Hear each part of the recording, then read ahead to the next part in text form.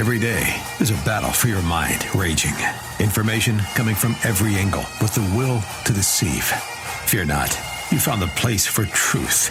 The voice of a generation that still has the will to believe in the greatest country in the history of the world. This is the Charlie Kirk Show. Buckle up. Here we go.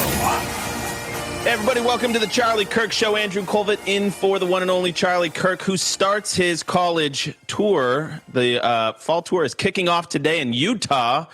We're here at the Bitcoin.com mobile studios, holding it down for him. Never fear, we've got a great hour two with him. It's such a treat, by the way. He sits down with James Orr, basically the only conservative at Cambridge University, and a great guy that I personally got to spend a lot of time with, have really in-depth conversations. The guy has a photographic memory of the Western canon, and Charlie and James are going, Dr. Orr are going to be talking at length in hour two, so stay tuned for that. You're not gonna want to miss it. But in the meantime, we have work to do. And I have a really special guest to kick off the show with us today, and that would be Libby Emmons, editor-in-chief of the Post-Millennial and Human Events.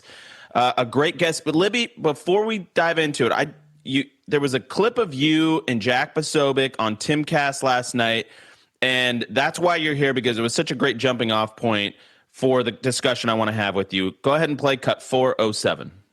In reality, and you can see the statistics, you can see the data, that unfortunately we have a problem of mass violence against white people in this country that has gone completely unchecked and in some cases encouraged. And in every single case, you have people like Van Jones going on TV and making excuses for it. And it's disgusting. It is open season on white people in this country. Well, it has been since the knockout game. It has been since White Girl Bleed a Lot. And now you have the exact same things going on and on. Right.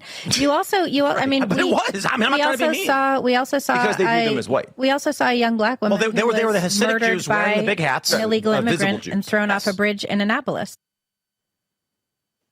So that was a fiery little segment, and I hope we captured it. I mean, there was a lot going on between, about a 3-minute stretch. But Libby, Jack's making a pretty, I would say, controversial point that it's open season on white people in this country. We don't.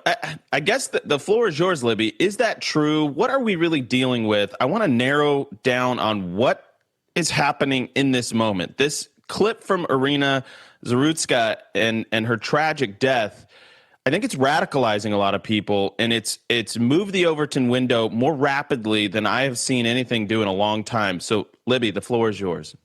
Yeah, that was a really interesting conversation last night with Jack and Tim, and we did get into a lot of stuff.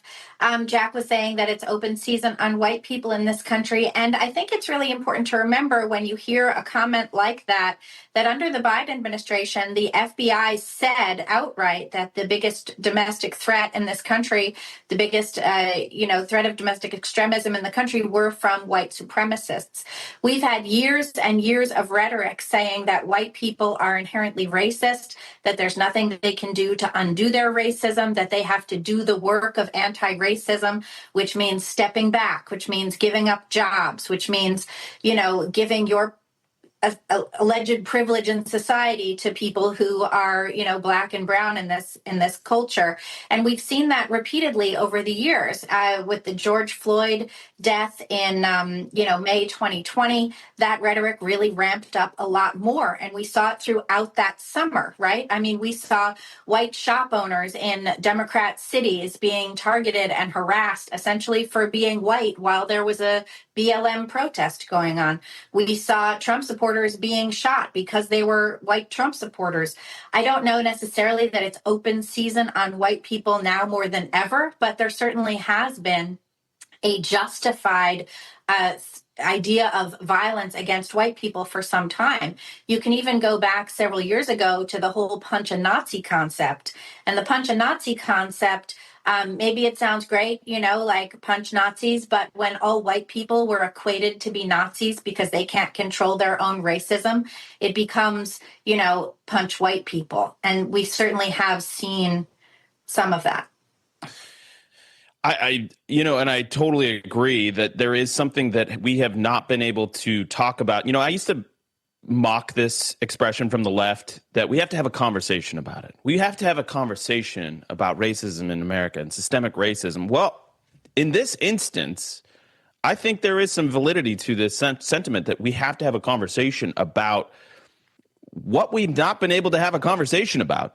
And the media blackout about this story at the very beginning, I mean, they were forced into this narrative that they did not want to go into. They did not want to cover this story because it exposed their gross incompetence. It exposed the failed experiment known as criminal justice reform, which is really fueled by this idea that we have a systemically oppressive country against black people. We have not been able to talk about the other side of the story, which is actually, and this is, I think, the point that Jack was making, that when you look at raw numbers, that there is actually more, interracial attacks against white Americans than the other way around.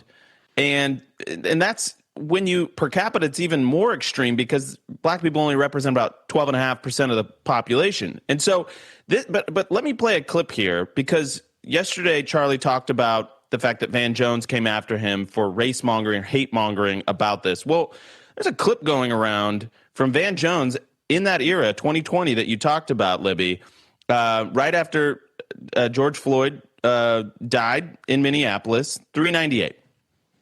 So even the most liberal, well-intentioned white person has a virus in his or her brain that can be activated at an instant. And so what you're seeing now is a curtain falling away. And those of us who have been burdened by this every minute, every second of our entire lives are fragile right now. We are fragile right now. We are tired. So this is millionaire Van Jones, who has one of the most prestigious seats in all of, media and the culture, who will get up with the elites. And here he is saying that he's tired. This is 2020. But then he has the gall 4 or 5 years later to tell Charlie that he's race mongering, hate mongering, for calling out the fact that this DeCarlos Brown murderer killed Irina Zarutska because she's white. That's what his allegation was against Charlie. Libby. Yeah, and we also saw in the video aftermath of Brown slaying Zarutska, him saying, I got that white girl, which, leads you to believe that her race had something to do with his intention to harm her. And talking about Van Jones back in 2020, he is a very prominent media figure, of course, and it has been leftist media and legacy media in a lot of ways that have been propping up this race narrative. I think a lot of it started in 2012. We really saw the rhetoric in the New York Times and other news outlets start ramping up about how racist the country is. That was a big part of what they started covering. BLM, Eric Garner, all of the rest of it really started to come to the fore. And the idea was that white people were racist, that the entire society was racist, that there wasn't anything that, white people could do to cure their racism. Libby, and I know what you're talking about here. So I'm going to throw this graphic up on screen. This is the use of the word racism or racist by the New York Times, Los Angeles Times, Washington Post, and Wall Street Journal over the years. And you can see it kind of peaked a little bit in 1990. That was probably, with the Rodney LA King riots, and stuff, yeah. the Rodney King.